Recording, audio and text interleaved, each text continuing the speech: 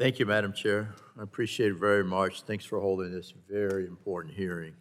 Uh, Dr. Delphin Ratman, emergency department boarding and wait times for placement for children with serious emotional disturbance and other mental health conditions are higher than ever before across the country. I think you know that, and we see this in our communities. What is SAMHSA doing to provide resources to states and communities to address this issue, please? Thank you for that question. And so, there are several programs that SAMHSA that we implement, ultimately with the goal of helping to address children's mental health needs so that they don't get to a point of a crisis and end up in an emergency department. And so I'll name just a few. So one, I mentioned this earlier, Project Aware. Project Aware, again, is a program to be able to identify children that are struggling within school settings and ultimately connect them to services and supports.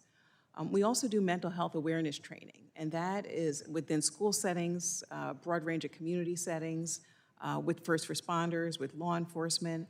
Those trainings are really important as well because they can help to identify children that are struggling and, again, connect them to services and supports before they get to the point where they're in a crisis and end up in an emergency department.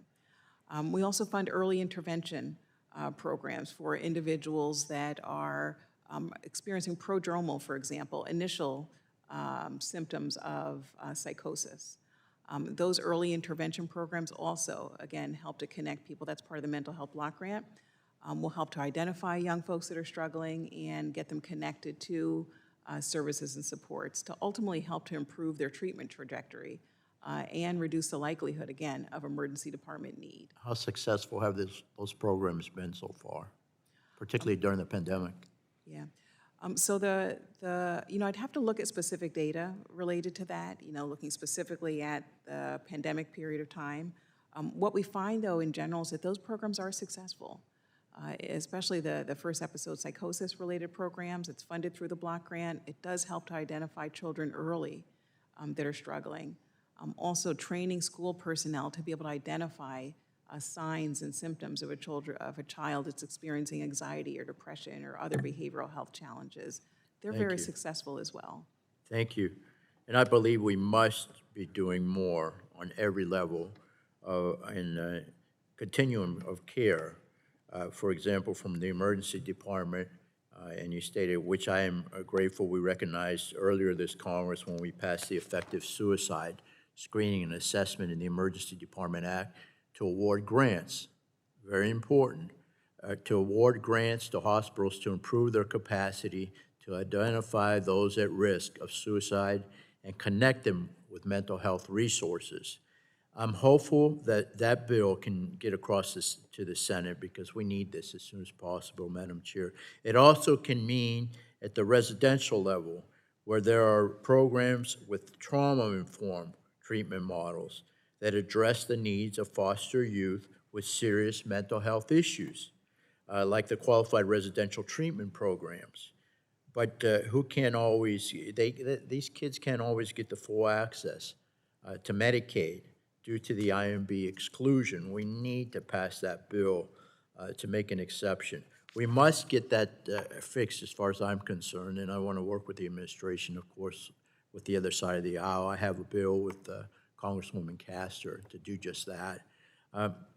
Another level where this should be addressed is at the school level, as you mentioned, and I'm not going to take too much time, Madam Chair. This committee was proud to have passed our bipartisan bill, the Stand-Up Act, which I led with Congressman Peters, and it was signed into law by President Biden just recently.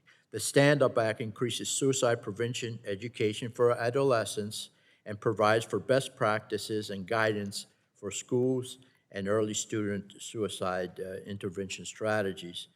Dr. Delphin Ratman, what is SAMHSA's Suicide Prevention Resource Center, funded under the Garrett Lee Smith Memorial Act, doing to help middle schools and high schools? As you said, we got to get them early, identify early. So middle schools and high schools, what are we doing here to prevent and intervene in adolescent potential suicide, please?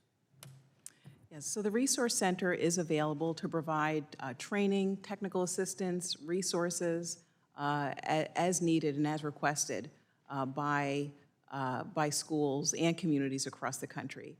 But we also have the Garrett Lee Smith Campus Suicide Prevention Program. And so that program, they provide, suicide awareness training, not only on campus, but in communities as well. So the middle schools that you mentioned could be impacted here as well from the training that happens within those community settings around a college area. So the Garrett Lee Smith Award, we have seen significant impacts there in terms of just the numbers of students as well as school personnel that are trained through that, as well as students and individuals connected to services and supports as well. Gentleman yields back. The chair now recognizes